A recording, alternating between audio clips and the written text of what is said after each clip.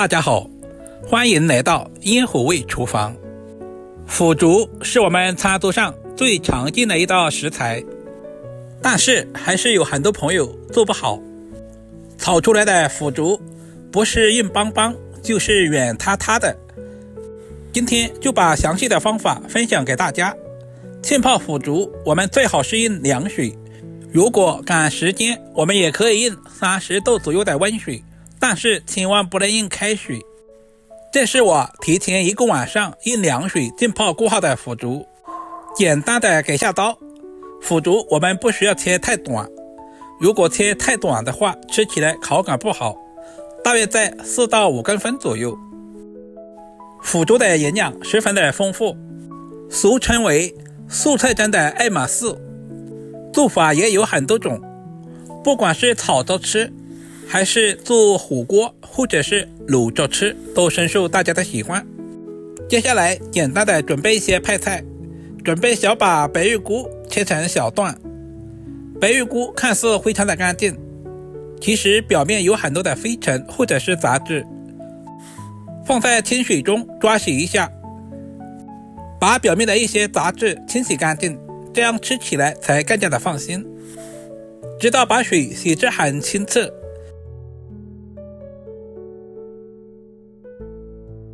全部处理好，放在盘中备用。接下来准备几朵清洗干净的香菇，我们把香菇瓣给切下来。其实香菇瓣也是可以吃的，晒干用来炒肉吃，非常的美味。香菇有一种特殊的香味，不管是作为主菜还是派菜，都深受大家的喜欢。主要是营养也十分的全面，富含优质的膳食纤维以及各种微量元素和矿物质，全部切好放在盘中备用。炒腐竹我喜欢准备一小块五花肉，首先把五花肉的猪皮切下来，因为猪皮的肉质比较硬，放在一起的话会影响整道菜的口感。把五花肉切成大约 0.1 厘米左右的厚片，猪皮也不要直接扔了，可以用来做猪皮炖，也非常的美味。五花肉也不需要太多，一小块就可以。全部切好放在盘中。下面我们简单的准备一些配菜，几粒去皮的大蒜先切成薄片，大蒜可以增加腐竹的蒜香味，然后再剁成稍微细一点的蒜末，全部切好放在小碗中。一小块去皮的老姜先切成薄片，然后再切成姜丝，最后全部切成稍微细一点的姜末，全部切好和蒜末放在一起。在我们湖南做什么菜都喜欢加一些小米椒，清洗干净的小米椒切成小圈，全部切好和姜蒜放在一起。炒家常菜我喜欢提前调个料汁，碗中加入大半勺的食盐，小半勺的鸡精，少许的白糖，多一点的胡椒粉，小半勺的生抽酱油，少许的蚝油提鲜，加入1大勺的玉米淀粉或者是土豆淀粉，加入多一点的清水，提前调好料汁也是节省炒菜的时间。这种方法非常适合厨房小白。食材准备好，我们准备一锅开水，加入大半勺的食盐，搅拌至化开。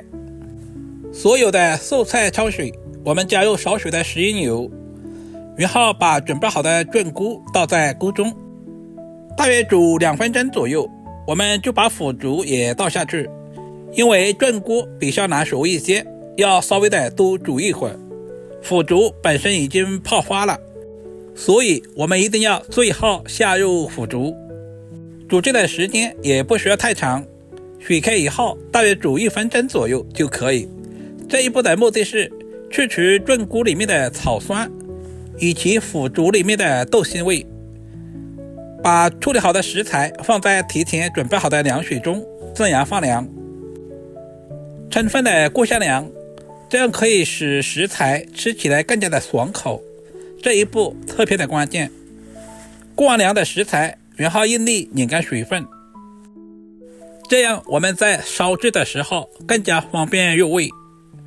全部处理好，放在盘中备用。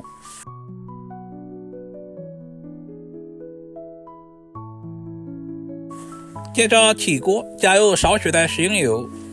接下来把准备好的五花肉放在锅中，开小火煸炒，把五花肉炒干水分，炒出多余的油脂。其实入不入都无所谓，我们要用五花肉里面的油脂来炒腐竹。加入五花肉的腐竹，吃起来都有肉的香味。大约翻炒2分钟左右，炒出多余的油脂。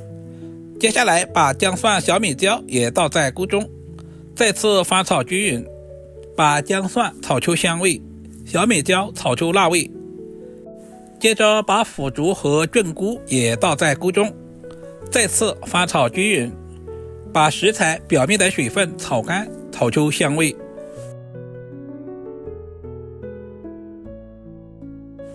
接下来把准备好的料汁全部倒在锅中。